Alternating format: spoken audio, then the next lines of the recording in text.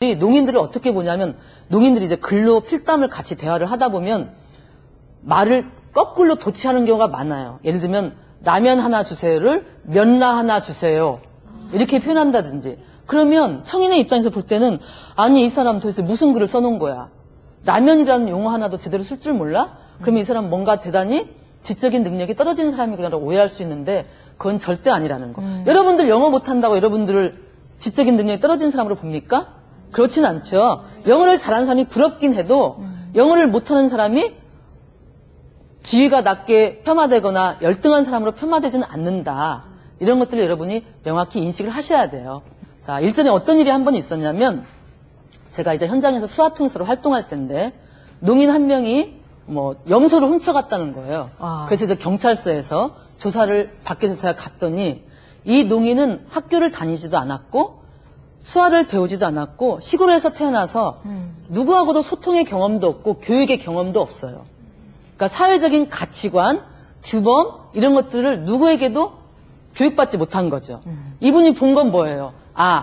우리 집 내 것은 동물들은 개도 줄에 매여 있고 소들은 외양간에 있고 한정된 공간 안에 있는 것들은 내 것, 그 외의 것은 남의 것이에요. 근데 이분이 시장을 보러 왔다가 이렇게 하천가에서 방목하는 흑염소 있잖아요. 그 흑염소를 이렇게 지나가다 본 거예요. 그런데 보니까 줄이 없어.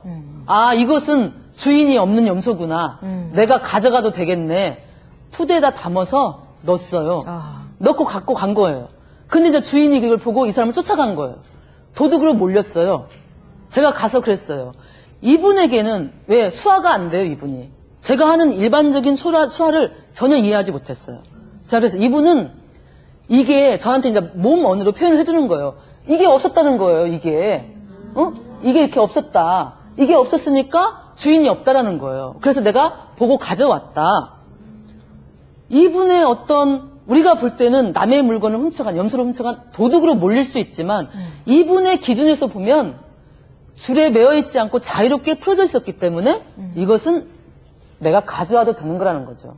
물론 결과적으로는 그러한 정상이 참작이 돼서 잘 해결이 됐어요. 예. 어떤 법적인 처벌은 받지 않았지만 이렇게 어떤 언어의 부재, 소통의 부재, 교육의 부재가 가져오는 것은 결과적으로는 아주 크고 놀라운 차이가 생긴다는 거죠. 그러면 농인 여러분들은 사시면서 그런 억울한 일을 굉장히 많이 당하실 것 같고 선생님도 또 지금 사례도 얘기해 주셨지만 그런 이건 정말 내가 생각해도 억울하다. 예. 그런 느낌이 드셨을 때가 좀 있으실 것 같아요. 그런 경우가 많은데 제가 한 가지 예를 들게요.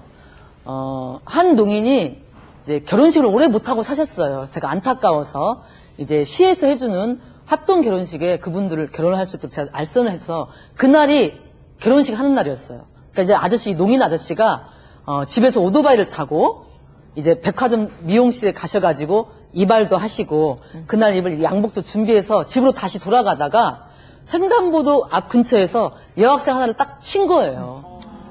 치는데 이제 이분이 가다가 멈췄을 거 아니에요. 끽. 그리고 이제 내려왔는데 피해 학생이 아버지와 같이 있었어요. 근데 이 아버님이 하시는 말씀이 제가 통역을 가니까 이 사람이 우리 딸을 치고 뺑소니를 쳤다. 이렇게 얘기를 하는 거예요. 그래서 제가 왜 뺑소니라고 하십니까? 그랬더니 내가 그렇게 불렀는데도 뒤를 안 돌아보더라. 그것은 뭐냐? 도망칠 의사가 있었다라는 거예요.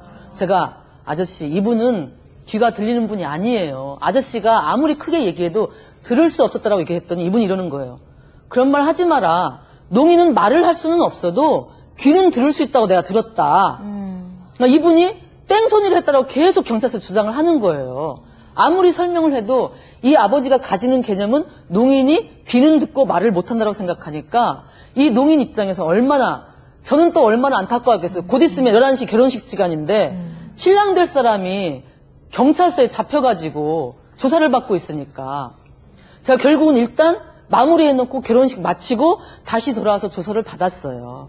그래서 다행히도 적은 금액에 합의하는 걸 마쳐지긴 했지만 만약에 이분이 수화통역이 없었다면 그 자신의 억울함을 어디다 호소하고 어떤 방법으로 얘기할 수 있었겠어요. 억울한 누명을 쓰고 어떠한 법적인 처벌을 받았겠죠. 이런 것들이 소통의 부재에서 오는 또 농인을 제대로 이해하지 못한 데서 오는 어려움이라고 볼 수 있습니다. 어렸을 때부터 그러면 만약에 부모님이 수화를 못 하시거나 서로 이렇게 의사소통이 안 되면은 우리가 흔히 얘기하는 뭐 도덕 교과서에서 보는 뭐 사회 규범 있잖아요. 이건 하지 마라, 이건 해라, 그건 안 돼, 뭐 이런 교육들이 참 어렵겠네요. 예, 맞습니다. 그래서 제가 이제 안타까운 게 그건데요.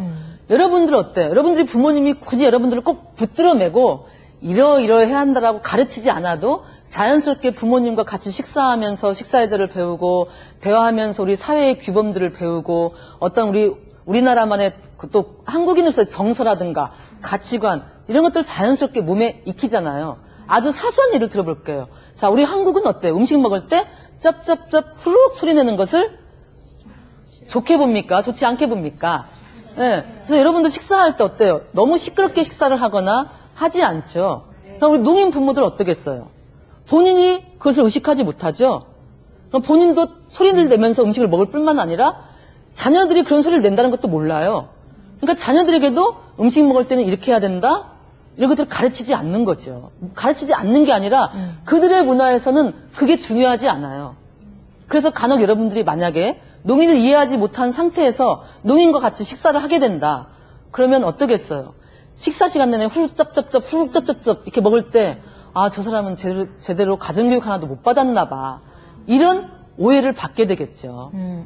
일상적으로. 그러면 뭐 의료 시술이라든지 보청기 같은 거 요새 의술이 많이 발달돼 있다 그러니까 조금이라도 소리를 조금 들으실 수 있다면은 어떤 그 교육적인 문제는 좀 해결할 수 있지 않을까요? 선생님 어떠세요? 요즘 농 자녀를 둔 부모님들께서 가장 많이 하시는 게 인공 와우 시술이라고 있습니다. 이 인공으로 와우를 만들어 넣어서 재활 치료를 통해서 말을 할 수 있게 하고 들을 수 있게 하는 건데요. 이게 굉장히 어떻게 의료적으로 보면 획기적인 발전이긴 하지만 이 농인의 인생을 길게 놓고 보면 굉장히 신중해야 되는 시술 중에 하나인데요. 자, 여러분들은 수도 없이 주변 사람들로부터 많은 소리의 정보를 입력받고 살았어요. 굳이 가르치지 않아도 자연스럽게 한국말을 할 수 있는 사람들입니다.